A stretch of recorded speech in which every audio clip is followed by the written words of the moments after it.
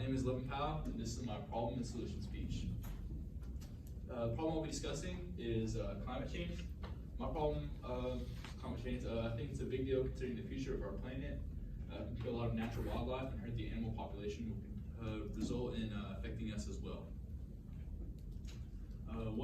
What is the problem? Climate change is one of the biggest health threats facing humanity and other animals. Climate impacts are already harming health through things such as air pollution, disease, extreme weather events, and increased hunger and poor nutrition in places where people cannot grow or find sufficient food. What should we do? There's many things we can do as one person, try to make a difference, like make our voice heard by those in power, eat less meat and dairy, cut back on flying, leave the car at home, reduce your energy use and bills, respect and protect green spaces, bank and invest your money responsibly. Finally, you can cut consuming and waste. How can we do it together? To achieve zero emissions, we need a massive transformation in how we produce and consume electricity. We need a newer and better transportation system. We need to stop deforestation. We need a climate-friendly agricultural system. I think that even the government could step in and give the companies that are helping the environment more tax breaks so they're willing to do so. And then the companies harming the environment will be taxed more, so they're more inclined to help the environment instead of hurt it.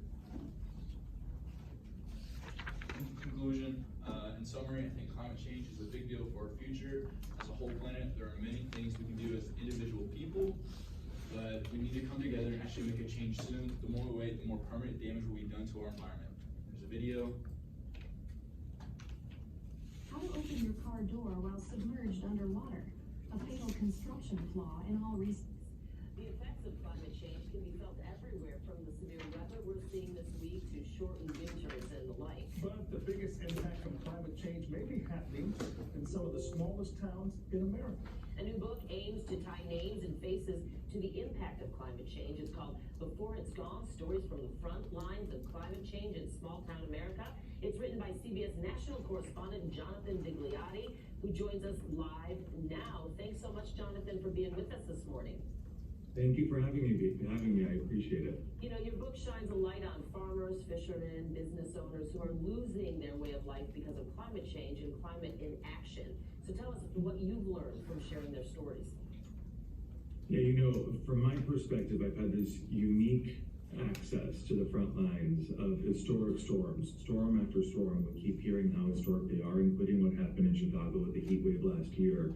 And from my perspective, I wanted to connect the dots between climate change, the impact climate change is having on radicalizing our weather events, and the impacts that weather is having on our main streets across the country. Through writing this book, I hope to take readers, viewers onto those front lines so that they can connect those dots. Survivors offer survivor guides if we are willing to listen and take action. So many people I've spoken with time and time again say the same thing. They never expected this happening to them, and yet it did, and now they are left as a new kind of modern American pioneer picking up the pieces and rebuilding. And if we listen to them and take action based on what they are doing, we can make more resilient communities. We have that individual power as individuals and as individual communities to build stronger communities that can withstand the test of time and our strengthening storms.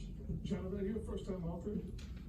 I am, yeah. This is my first book. I'm used to reporting live in the field and covering breaking stories, but yeah, reflecting in this way for 3 years was definitely a different pace for me. So that's a big accomplishment. Congrats again. So this climate change story is being written in real time. We're experiencing it, living it. We're told you added a new chapter at the very last minute on Lahaina after the Maui wildfires, those devastating wildfires that killed more than 100 people and left thousands homeless. What was it like adding that in and putting that together before the book went to press to really make it as current and up-to-date as possible? Yeah, you know, there are lessons that we can all learn from what happened in Lahaina if we choose to listen. We were one of the first network crews to arrive in what was left of downtown Lahaina. 80% of that community was destroyed. You see some of the images there of the cars that were burned out, the homes that were destroyed.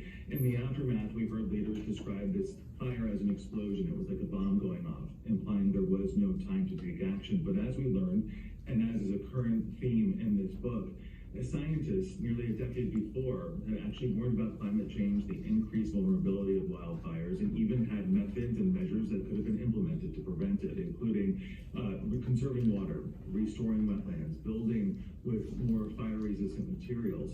That report was filed away. There was no action taken, but in the aftermath and all the destruction we saw along historic Front Street, there was one home, known as the home with the red roof, that survived, and those homeowners implemented those scientific remedies, including putting a metal red roof on the house, which qualified for tax credits and ultimately saved that home. And every disaster I've covered, there are examples of homes with the red roof that have survived, and it's a symbol to all of us that we all have that individual power to take action in communities.